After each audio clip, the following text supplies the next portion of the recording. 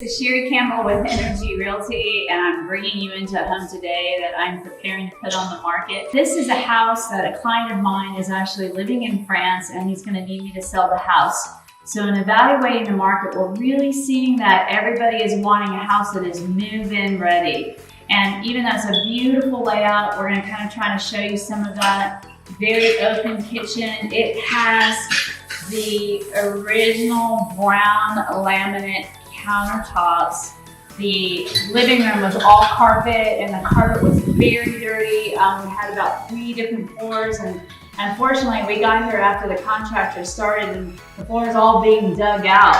But in this case, sometimes it really does benefit a seller to invest a little bit of money. And we're going to look at about a $10,000 investment to hopefully get a return of about $30,000 more for this homeowner. One of the things buyers are looking for today is they want to see a consistent flooring throughout. So as much as we can, we're going to pull in the same type of floor in from the entry into the kitchen, the living, the dining room, the whole open concept. So it's really going to be very consistent throughout here. Minimal cost. We're going to change the countertops out to granite, and we're going to change the backsplash, and then we're going to come in and paint.